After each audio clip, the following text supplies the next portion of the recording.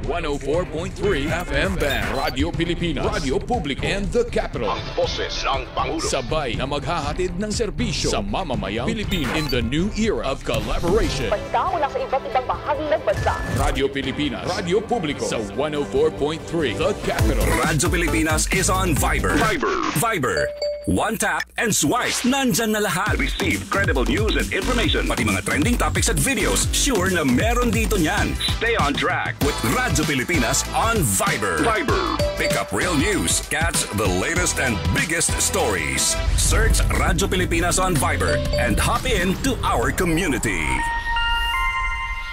Mas pinadali na ang government transactions sa tulong ng eGov.ph Super App. Pwedeng-pwede mo nang magawa ang lahat ng ito. I-download ang eGov app sa iyong smartphone o tablet mula sa App Store o Google Play Store. Pagkatapos, ilagay ang iyong mobile number at i-authenticate gamit ang one-time PIN o OTP para marehistro ang iyong account. Saka ilagay ang iyong mga pangunahing impormasyon at kumpletuhin ang facial recognition technology para sa verifikasyon ng iyong pagkakakilanlan. Para sa mas mabilis at mas maayos na serbisyong panggobyerno, gamitin na ang eGov.ph Super App.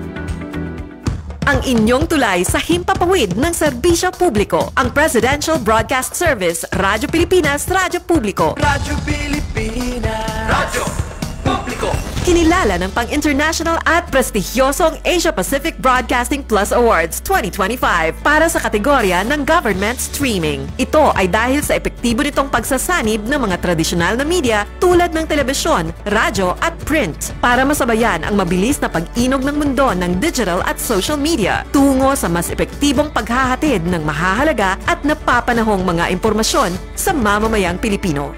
Kinilala rin ang Radyo Pilipinas dahil sa patuloy na pag-akyat ng rating. Ngayon ay matatag sa pang-4 na pwesto sa Mega Manila ayon sa pinakahuling Nielsen Radio Audience Measurement Survey. At sa social media, nakamit ang mahigit 2,000% pagtaas ng bilang ng mga sumusubaybay sa Radyo Pilipinas page sa unang bahagi ng 2025. Patunay ito na ang inyong Radyo Pilipinas, Radyo Publico ay tunay na kaagapay ng inyong pamahalaan sa paghahatid ng serbisyo sa mga mamamayang Pilipino. Mula sa aming lahat, sa ngalan ng inyong pamunuan at mga kawani ng Presidential Broadcast Service, kasama ang inyong mga himpilan ng Radyo Pilipinas sa buong kapuluan. Maraming salamat po sa inyong lahat, sa inyong pagtangkilik at pagkilala. Radyo Pilipinas. Radyo Publico. Ito ang Presidential Broadcast Service. Radyo Pilipinas. Radyo Publico. Ng bagong Pilipinas para sa bagong Pilipino. Naghahatid ng mahahalagang balita at impormasyon na guugnay ng pamahalaan sa sambayanan. Tulay sa himpapawid ng serbisyo publiko. Radyo Pilipinas. Radyo Publico. Ang boses ng Pangulo. Sa Mega Manila, 738. Radyo Pilipinas. Radyo Publico. Oras sa buong Pilipinas, 7 minuto makalipas ang 3:00 ng hapon.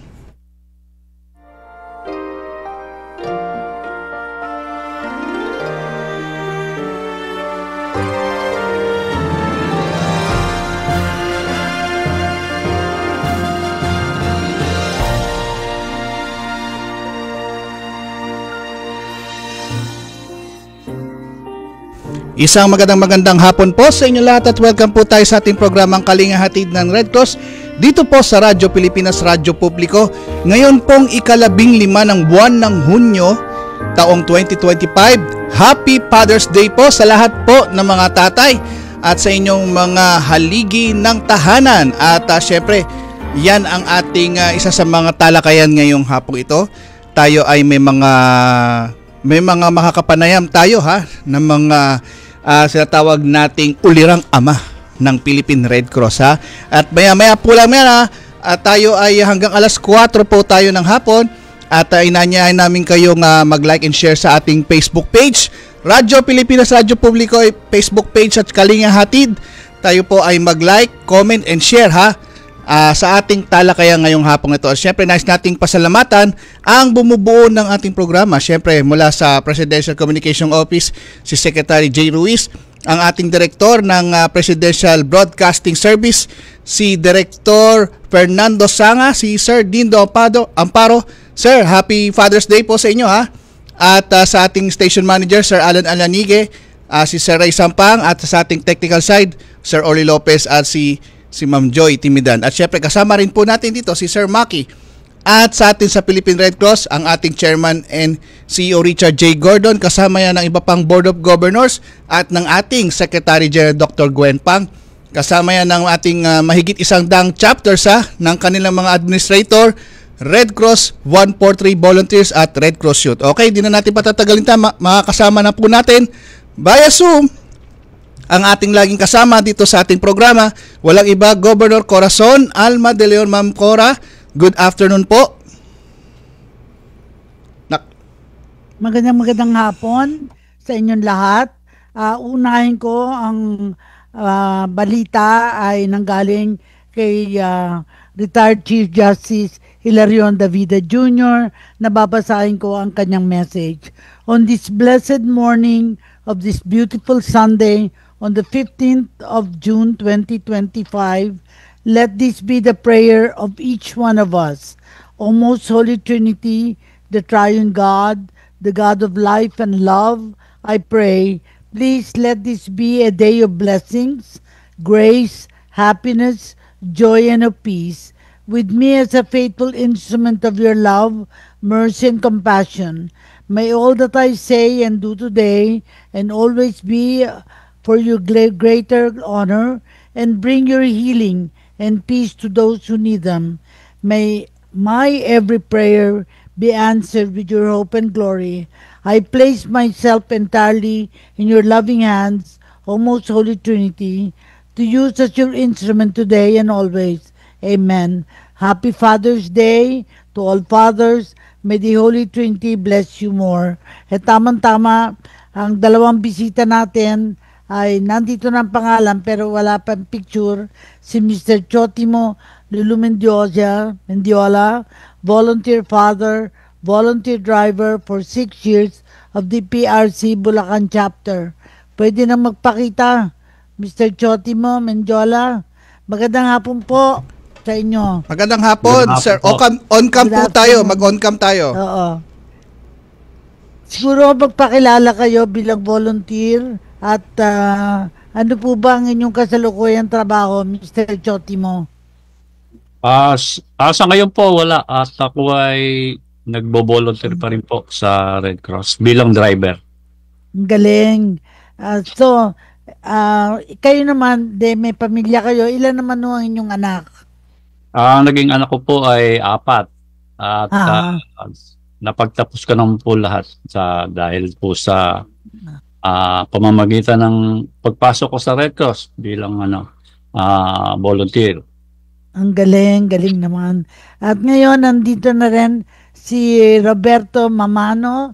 Pwede kayong magbukas na ng inyong computer. Hello, Mr. Mamano. Magandang hapon, Sir Robert. Oo, tinatawagan ko kayo. Wala pa kayo kanina eh. Emergency Response Unit, National Headquarters for the past 2 years. Yan. Go ahead. Good afternoon, Sir Robert. Mamano. Wala pa.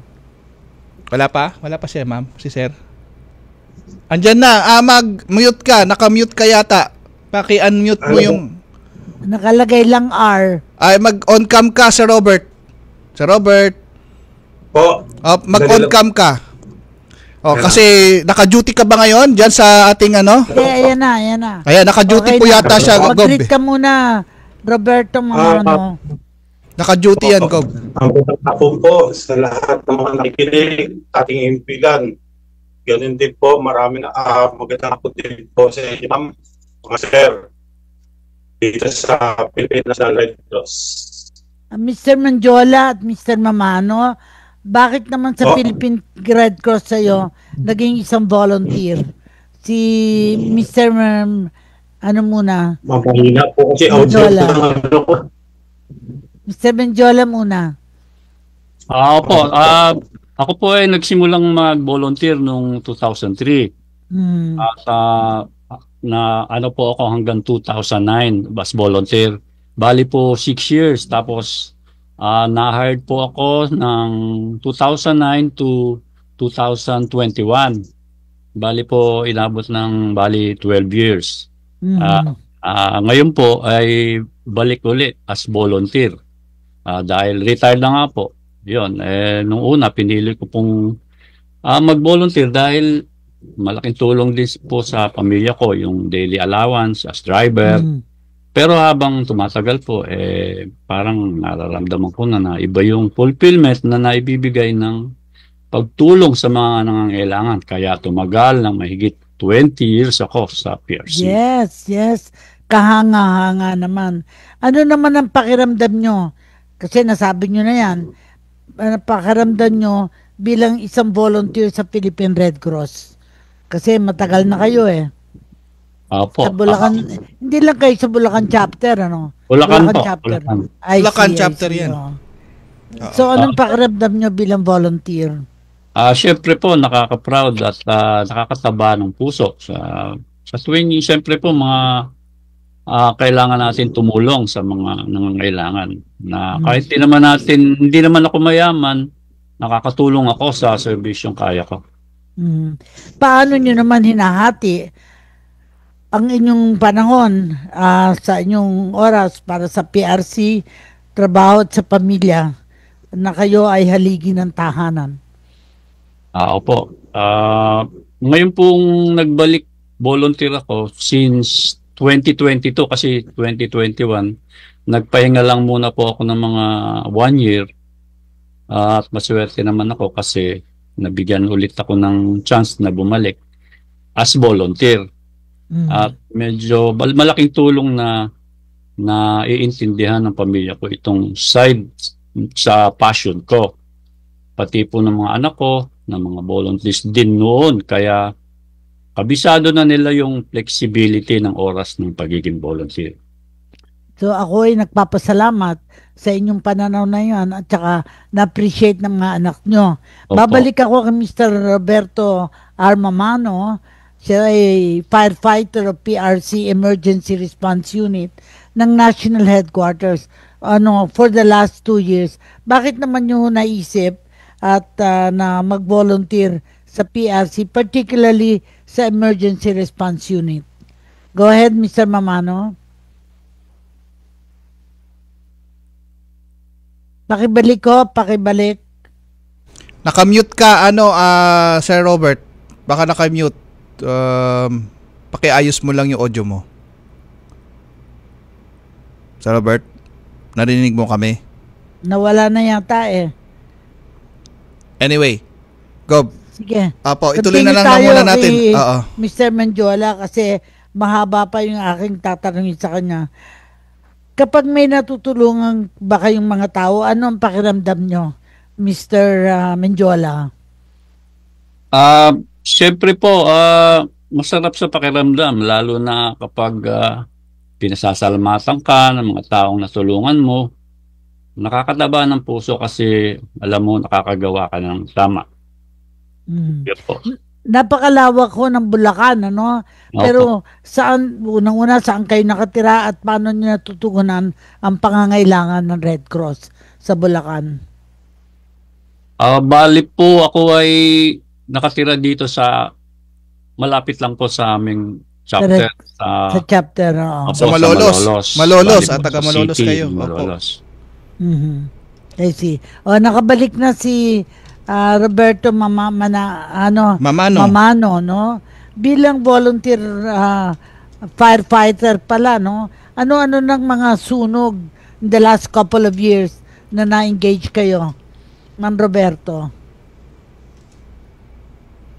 The last 2 years. Kabig nyo audio nyo. Wala kayong audio. Nakamute ka yata, sir.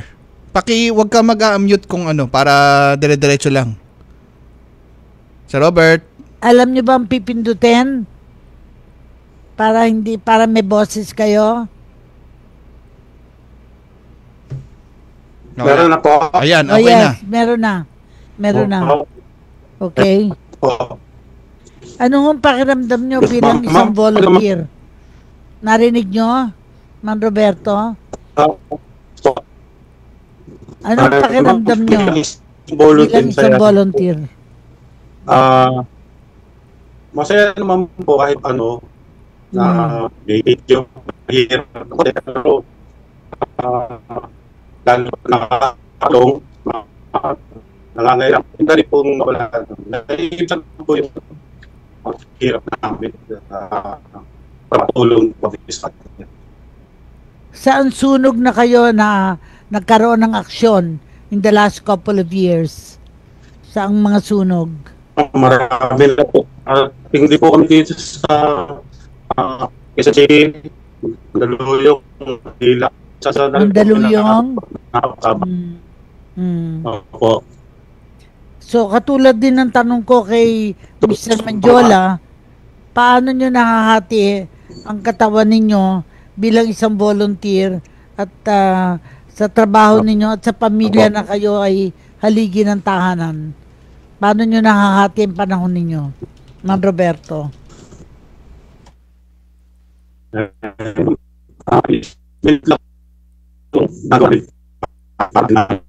O sa pamilya. Pag po sa trabaho, focus na muna kami kung mga activities namin at mga nagbigay sa amin. After po ng work namin, at pag po kami nag-spend ng oras para sa aking mga apo at pamilya. So ano-ano naman nung natutunan nyo bilang isang volunteer sa Philippine Red Cross? Marami ako natutunan. Unang-una, teamwork. Makikipagsalo sa mga kasamahan namin. Lalo na kapag kami mga gabi. Marami po yung natutunan. Lahat din po ng mga pangangailangan ng aming mga grupo. Medyo nahirapan kayo sa communication, dahil parang sa audio nyo. Pero mahina ang signal nyo, Sir Robert. Pagkakataon maya, kakausapin ko muna si Mr. Mendiola. Mr. Mendiola, Sir kapag may Lulu, natutulungan po kayo, mga tao, ano ho ang inyong pakiramdam? Pag meron pong natulungan, yes. na nangangailangan, opo. Masarap po sa pakiramdam, lalo na kapag pinapasalamatan ka ng taong natulungan mo, nakakataba ng puso kasi alam mo, nakakagawa ka ng tama.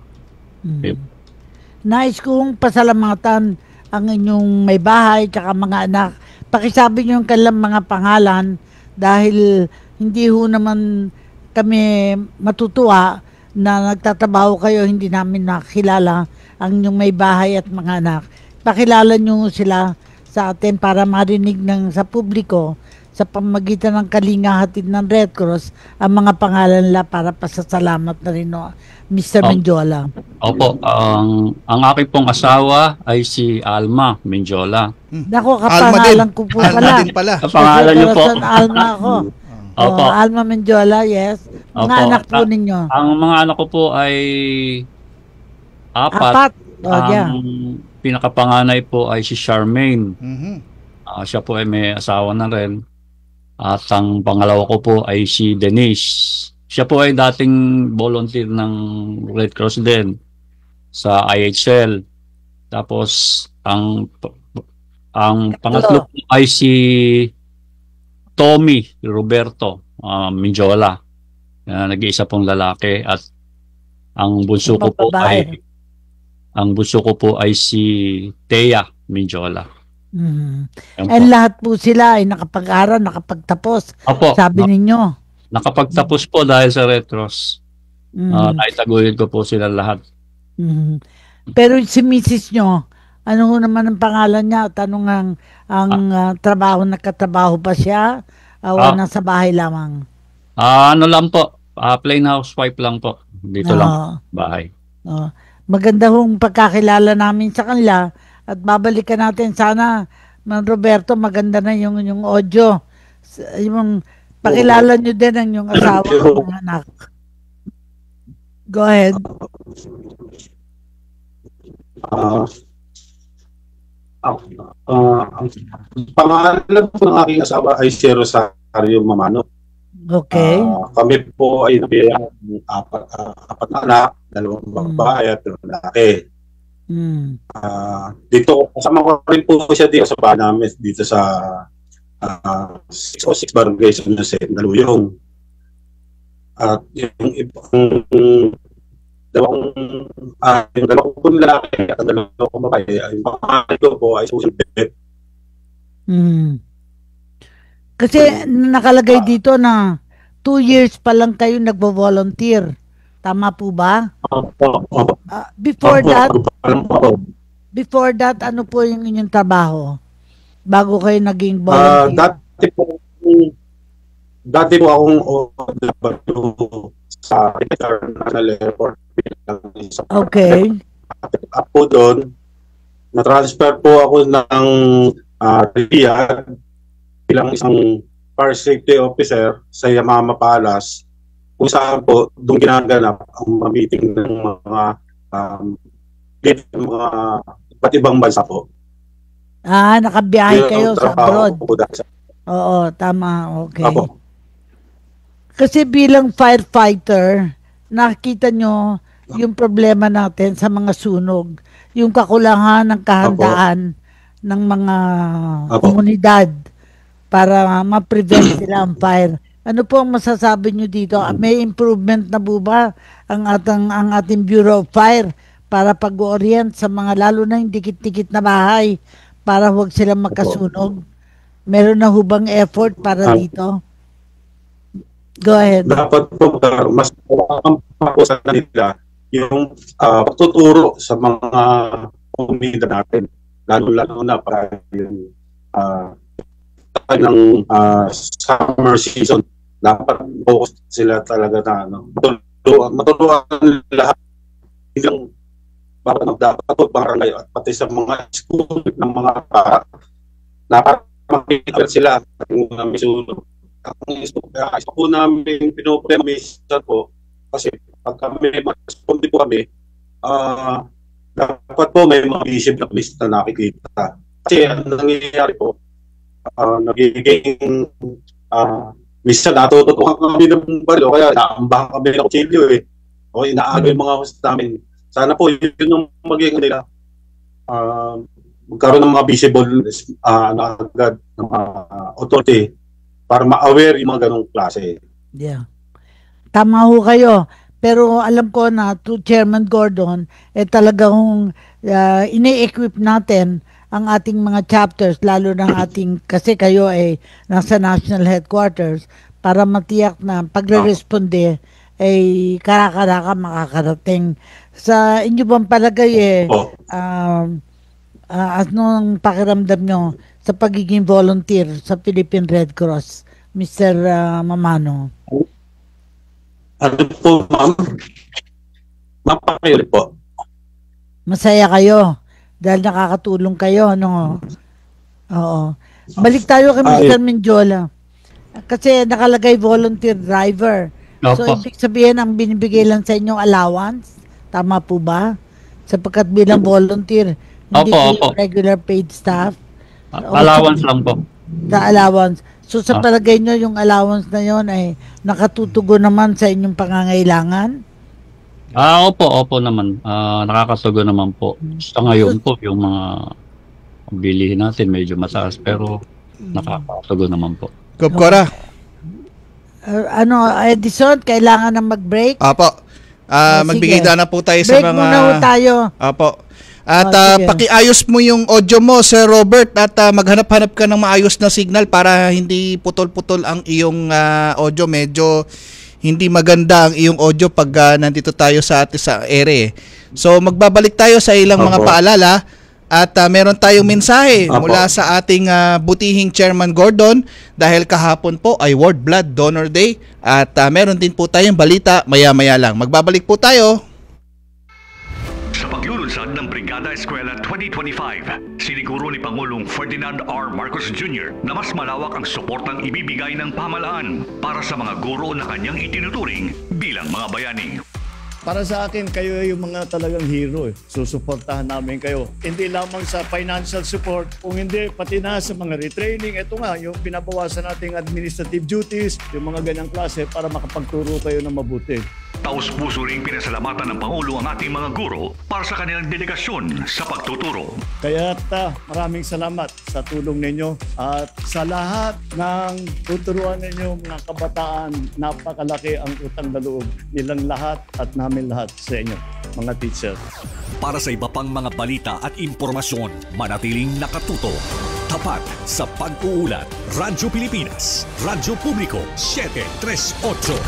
Radyo Publiko. Serbisyo. Bayang Mahal News Nationwide. Balitang pambansa. Sa ulo ng ating pinakamalawak na pagbabalita. Ang radyo ng Pilipinas. Radyo Pilipinas. Balitang mahalaga sa bawat mamamayan. Ang radyo ng publiko. Radyo Publiko. Nag-uugnay ng pamahalaan sa sambayanan. Ay inyo ring mapapakinggan sa 104.3 FM band. Magkaisa, magtulungan para sa pag-unlad ng ating bansa. Radyo Pilipinas. Radyo Publiko sa 104.3 The Capital. Ang ating mga programa at serbisyo para sa mamamayang Pilipino. Ibabahagi natin mula alas 6 ng umaga hanggang alas 12:30 ng tanghali. Monday to Friday sa 104.3 FM band. Radyo Pilipinas. Radyo Publiko and The Capital. Ang boses ng Pangulo. Sabay na maghahatid ng serbisyo sa mamamayang Pilipino in the new era of collaboration. Balita mula sa iba't ibang bahagi ng bansa. Radyo Pilipinas. Radyo Publiko sa 104.3 The Capital. Welcome back to school, dear students. Excited na ba kayo?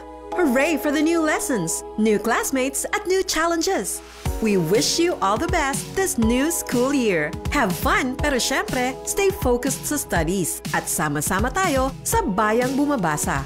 Isang mensahe mula sa Presidential Broadcast Service at Radyo Pilipinas, Radyo Publiko, 738. Balita, laging totoo. Impormasyon, detalyado at kumpleto. Serbisyo, tapat para sa bayan.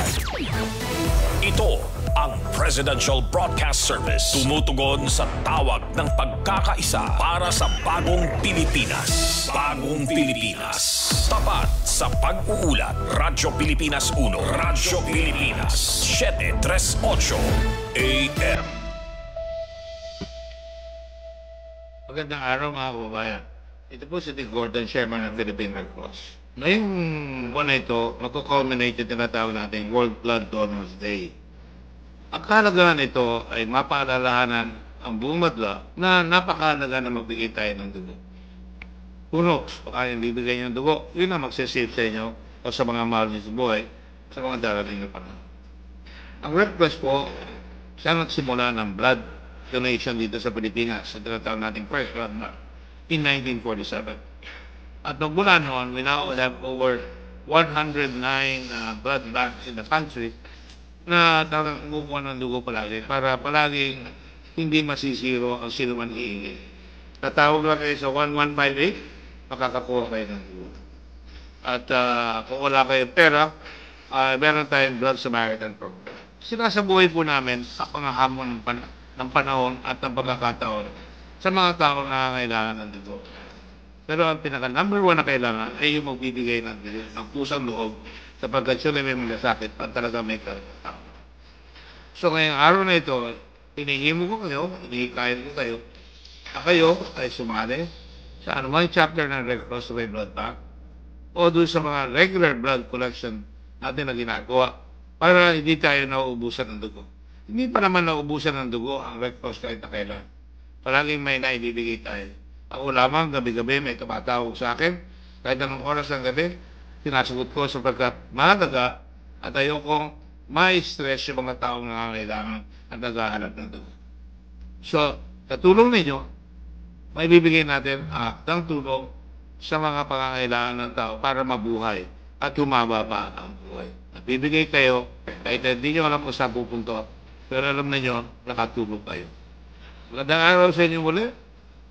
Tuloy po, hindi lang ngayon taon, ngunit every quarter, pwede kayo magbigay ng dugo para sa ganoon, anatan ang kalooban nyo.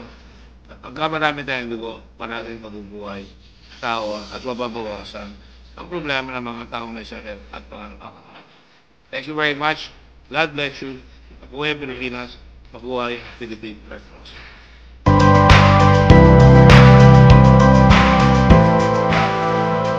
Yan po ang mensahe po ng ating chairman si Richard J. Gordon. At meron lang din po tayo ditong ibabalita. Itong nakaraang Biyernes, kasabay po yan ng binang paggunita ng ating World Blood Donor Day 2025. Ang mga opisyal at miyembro ng National Press Club katuwang ang Philippine Red Cross ay nagsagawa ng bloodletting activity na ginanap sa tanggapan ng National Press Club sa Intramuros, Maynila. At makikita po niyo yan sa mga larawan. Ito po ay may temang dugong alay sa buhay at nilayokan po ito ng iba't ibang mga mamamahayag, miyembro ng Philippine National Police, ng Manila Police District, Philippine Coast Guard, Philippine Army, Philippine Navy, Philippine Air Force, Bureau of Fire and Protection at iba pang mga ahensya. At pinasalamatan ni PRC Chairman NCU Richard J. Gordon ang matagumpay na proyektong ito ng National Press Club sa pangunguna ng kanilang presidenteng si Sir Leonel Boying Abasola. At sabi nga ni Chairman, nagpapasalamat kami sa aming partners sa pakikiisa sa misyon ng PRC na makapagligtas ng buhay. Sa tulong ninyo, mabibigyan natin ng pag-asa at madurugtungan ang buhay ng mga pasyenteng nangangailangan ng dugo.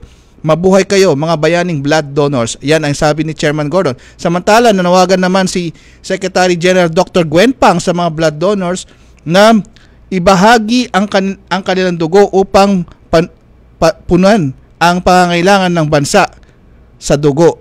Sabi ni Sec Gen Gwen Pang, the need for blood in our country is growing. I encourage those who are capable of donating blood to make blood donation a lifestyle. Hindi lang ito maganda sa kalusugan, ngunit makapagliligtas ito ng maraming buhay. Ito ang mensahe ng ating Sec Gen Dr. Gwen Pang.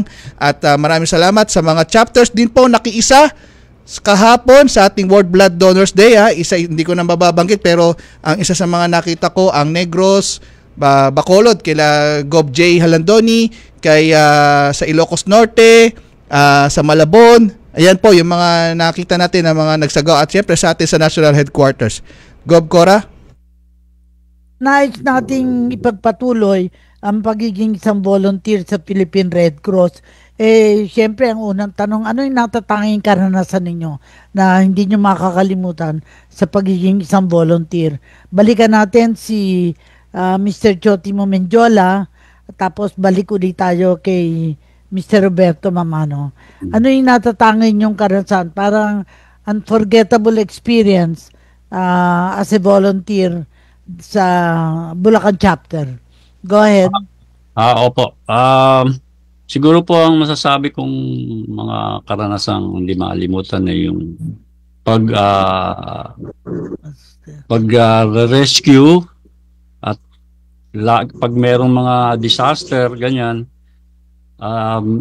medyo mahirap. Siyempre, inaabot ko minsan ng gabi, minsan magdamag pa po, ganyan.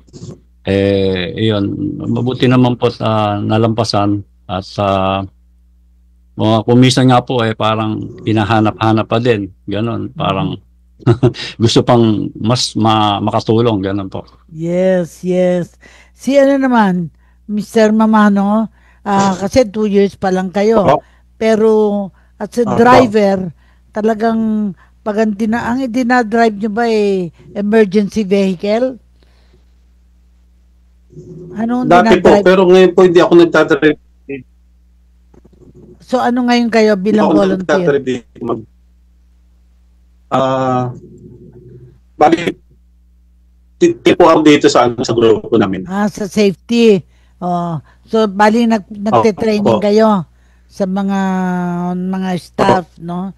Pero siguro ang tanong natin, palagi naming tinatanong, ay paano nyo nababalanse ang inyong panahon bilang volunteer, pamilya, at yung sarili nyong pangangailangan? How do you manage your time? Balik ako sa inyo, Mr. Mendiola. Kasi mukhang alam nyo, may mga anak kayo, may asawa kayo, pero paano nyo nababalanse ang inyong panahon? Ngayon po, balik volunteer ako since 2022. Maswerte nga ako sa nabigyan ulit ng chance bumalik. Malaking tulong na naiintindihan ng pamilya ko itong side na passion ko.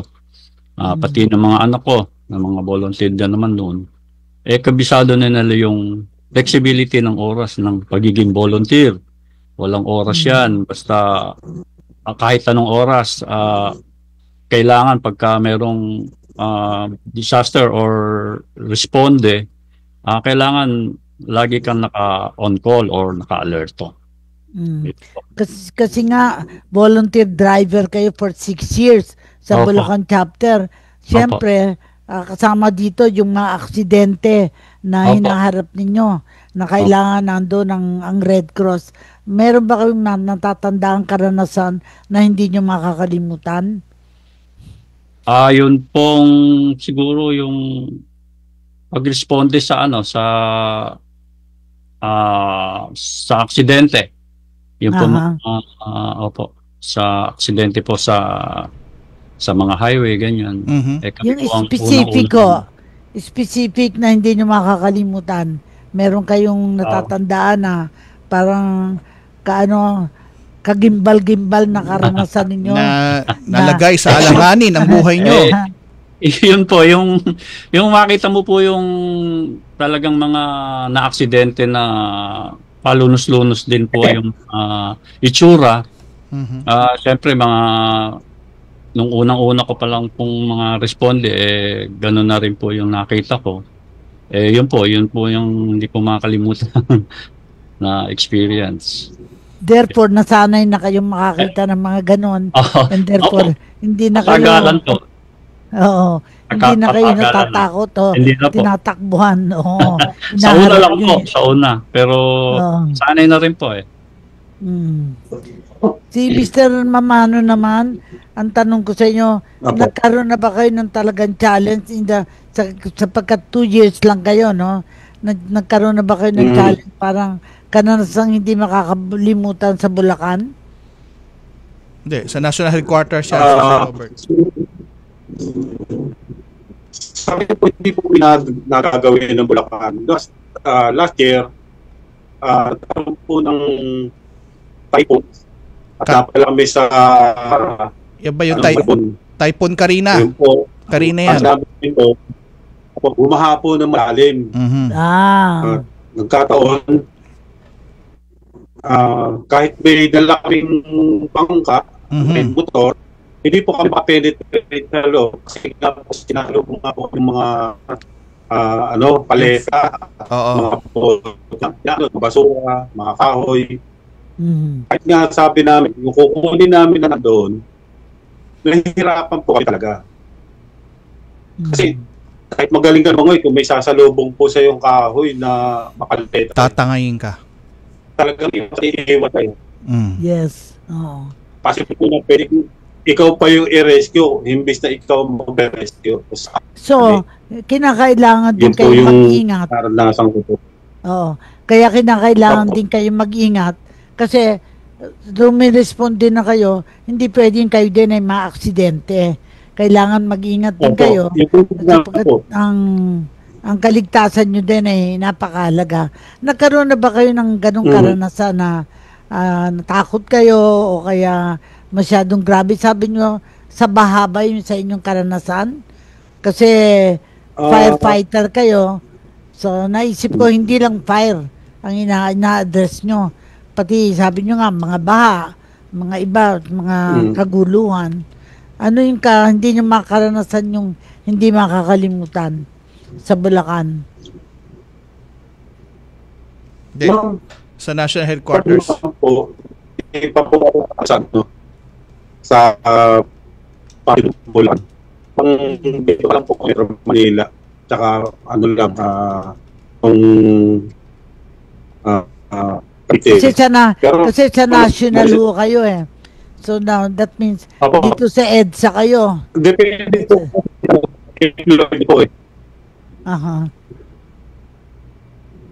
Si naman, balikan ko si Mr. Mendiola. Yung karanasan naman sa Bulacan na hindi niyo makakalimutan. Yun din po yung sa baha na ngayon lang po, noon lang po na nangyari na sumalubong kami sa talagang malalalim na baha. Nagre-rescue kami ng mga nalubog na mga bahay. Ganyan. Nasa naghihintay na sila sa bubong, gano'n, doon na lang dahil nalubog na nga, hindi na kaya nung bahay nila, gano'n po. Saka po yung mga nililipat na, yung pong mga matatanda na Ililikas po. Ililikas po na mga matatanda, ayan, mga bata, ayan po. So siguro ang tanong ko, ano-ano naman ang natutunan nyo bilang isang volunteer sa Philippine Red Cross? Kasi alam natin sa Boy Scouts, sasabihin laging handa. Sa Red Cross naman, ano naman ang message sa inyo na gusto nyo sabihin sa mga nanonood, nakikinig sa atin bilang volunteer? Ang pinaka-importante pong natutunan ko ay pagkakaroon ng malasakit. Kahit hindi ko naman mga kakilala yung mga nire-rescue natin o kaano-ano may mga yan, tinutulungan natin. At sa tingin ko po, mas naging mapagbigay at matulungin ako kahit sa mga taong nakapaligid sa akin. Ako rin po yung father or lolo figure ng mga batang volunteers, kaya masarap sa pakiramdam na parang dumami pa yung mga anak ko Gov Cora, pinakamatanda. Yes. Meron pong mga nagbibigay pagbati sa ating Facebook page, sa ating Facebook Live. May mga nagbabatik dito kay Sir Teotimo Lulu Mendiola. Si Dansey Monte Carlo, sabi niya, hello po Sir Lulu from Red Cross Bulacan, magandang tanghali. Si Madel MC din ay bumabate. Tsaka ito pong si taga Kalinga, sabi niya, Seni Balacanaw, hello po Ma'am Gora, taga Kalinga Red Cross kami, nakikinig sa programa mo, Gov Cora. At yan po yung mga nagbigay pagbati sa atin. Meron din pong nagtatanong dito kasi baka napapansin po nila ang ating mga volunteer na tatay ay sa kanilang edad ay meron daw po bang age limit ang pagbo-volunteer sa Philippine Red Cross, Gov Cora? Choppy ka, Edison. Bakit ganyan ang radyo mo? Choppy. Choppy? Yes. Gov Cora, sabi po ng tanong natin dito sa ating Facebook page ay meron daw po bang age limit ang pagbo-volunteer sa atin sa Philippine Red Cross kasi napansin po nila ng ating mga panauhin. Meron daw. Titanungin natin, Mr. Mendiola, ilang taon na ho kayo? 69 na po. Wala pang 70. Wala pa Mr. po. Roberto Mamano, anong edad? 16 na po. Senior. Basta wala pang 70. Ako ho, 83. 83 years old. Volunteer din po. Member ng Board of Governors. Naniniwala po ako, ang pagbo-volunteer ay walang edad na sinasabi, basta malakas at may spirit na parang magbigay serbisyo na walang bayad sapagkat volunteer. Pero siguro mahalaga din na kahit sasabihin natin na volunteer, ay merong commitment. Yun talagang mahal ninyo yung organisasyon at handa kayong tumulong. Siguro, sasabihin natin, kasi si Mr. Mendiola, sabi niya, nag-stop siya sandali, tapos bumalik siya, hinahanap-hanap. Ganun ba, hinahanap-hanap niyo ang pagbavolunteer, Mr. Mendiola at Mr. Mamano? Go ahead. Opo, hinahanap po. Sige po. Sige. Kasi, Mr. Mamano, kayo naman, kasi 2 taon pa lang kayo nagbavolunteer di ba? Kahit kung ng isang taon talaga dito na po ang pagiging volunteer ko. Hindi po kasi dahil po kasi kung respond din nasa Manila pa kasi po volunteer din kasama ko ang Philippines Chinese po sa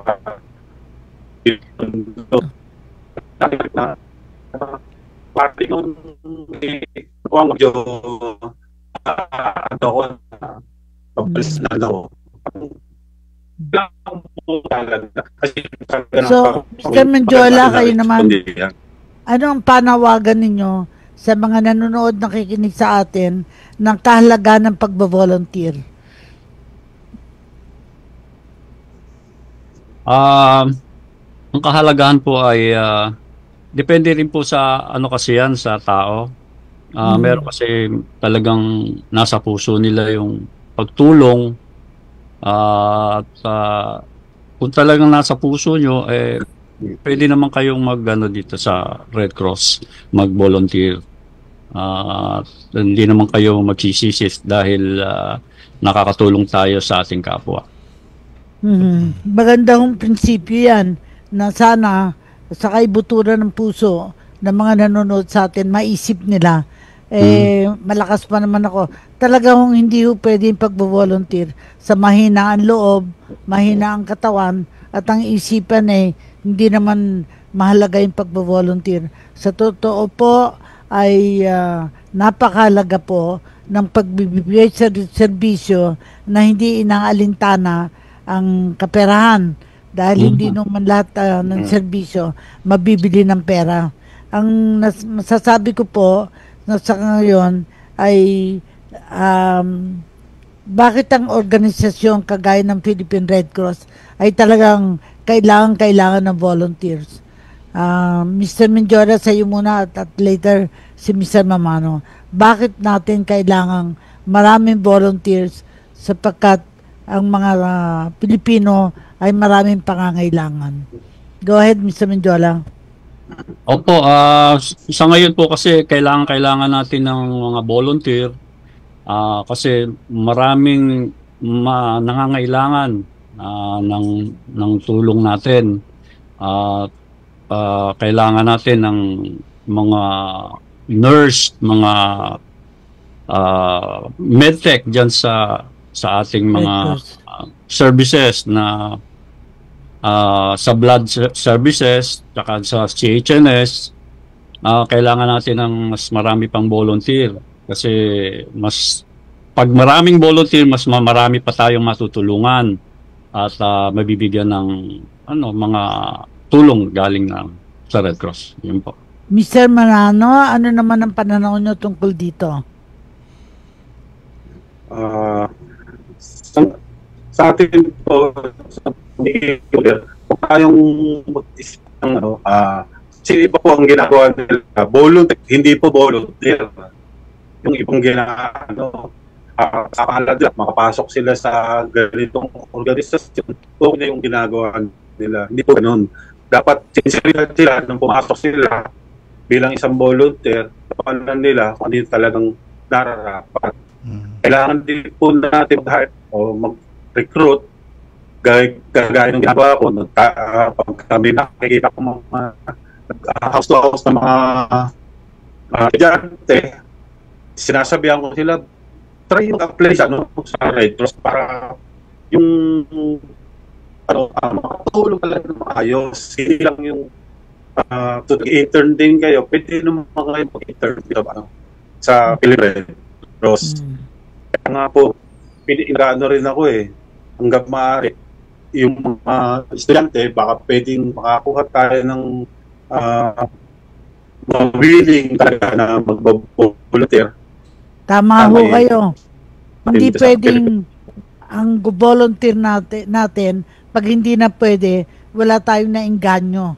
We must be recruiters of volunteers na madagdagan para ang serbisyo maging malawak ang serbisyo ng Philippine Red Cross. So, siguro panahon na para magbigay tayo ng mensahe. Opo, uling mensahe na po tayo sa atin kung ano ang challenge na gusto nyo ibigay sa mga nanood na kinig sa atin. Go ahead, Mr. Menjola. Anong challenge yung ibibigay sa mga nakapanood sa atin at nakinig sa atin?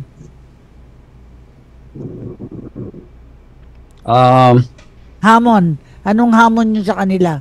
Okay po.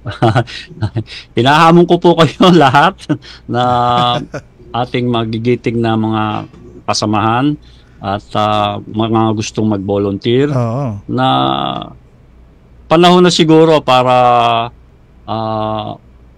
mag-volunteer kayo dito sa Red Cross para tayo ay mas maraming matulungan. Kailangan po ng mas maraming volunteer para mas marami tayong maibigay na serbisyo.